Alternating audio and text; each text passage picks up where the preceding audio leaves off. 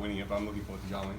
I think they have to buy me a new suit, so that's pretty good. I need a new suit, so hopefully pick some good colours and make myself look nice and go down there, and it should be good. No, it should be a fun event, fun night, so I'm really quite happy to have made it, and we'll see how it goes. How were you introduced to this rivalry? By not playing. So far so good for me, so hopefully it continues like that, like last year.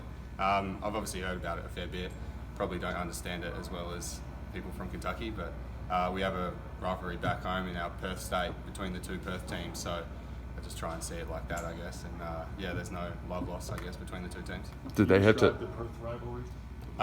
Team that I play for, Fremantle, and then the West Coast Eagles, which is the other team in Perth.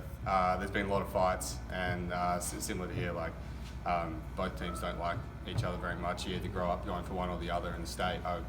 I preferred Fremantle, the team I actually ended up getting drafted by, so that was lucky because I don't know if I would have been able to play for the Eagles if they picked me up. I know you've been asked, like, obviously throughout the year probably, but your time over in Australia playing professionally, I know you were kind of held back because of some injuries and stuff, but what was that time like for you over there, and how did that sort of just translate to you being able to perform the way you are here? It was really fun. Probably slightly different in terms of professionalism. I guess when it's a full-time job, it's a lot more demanding.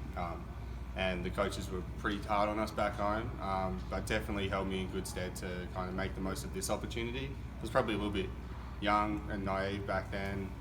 Definitely did my best, but it wasn't good enough. So set me up well though to come here, and I think I have a lot of, like, without like getting ahead of myself, I think I prepare really well and make the most of the opportunities I've been given, and have to take a professional outlook on the opportunity here. So try and treat it as if I'm already a pro.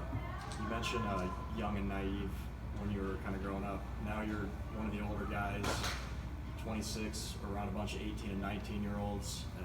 What's it like for you to be around guys all the time who are 8 years younger than you are? Yeah, it's tough. I try to talk to them sometimes, but they normally got the AirPods in their ears, so I don't really get a response sometimes. But when they take them out and we have a good chat, it's good. Like, I try and talk to them as well a little bit about like sports in general and just preparing and that kind of thing, and hopefully I can give them a little bit of a kind of older, mature look at the way we go about it. But also for me, it's great. Like, I'm still an 18-year-old at heart.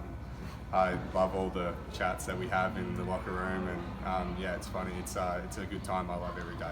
I know you've, in Aussie football, you drop kick quite a bit. I mean, that's kind of how you'll pass, if I'm not mistaken. Right. So have you done any of that over here, just trying to kick through the goalpost any? So I guess it's a little different. Like, the way that I punt is the way that we pass. So, but when it has to hit the ground first, I can do that.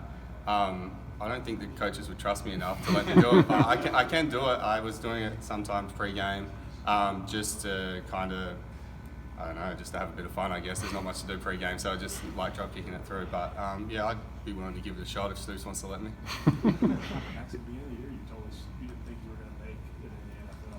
Playing as well as you had all year changed your mindset on that at all? Nah, there's way better guys than me, and we still mainly do the Australian style rollout, which they don't do in the NFL. So I'm just happy that I'm doing well here, and I'm looking forward to next year here, and hopefully we can build on what we've done, because it has been a really successful year for us, and I think we've come a long way from last year. So hopefully I can build on that and we can get even better next year.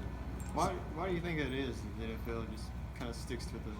There's some different rules, but also maybe the coaches just don't know really how to use it. I guess it may have been the same back in college, maybe 5-10 years ago. It kind of has progressed through, and especially Coach Hood, like, he's the master at it. I think, if you ask me, when I look at all the other schemes, what we do is so much better than lots of teams around. Like I keep saying, I really don't think I'm that great. Like, if there were some other Australian guys here, they might be averaging like 60, 70 yards kind of thing. So I think, like, maybe the coaching and but also, like, there's a couple of little rule differences I think that may not allow for it.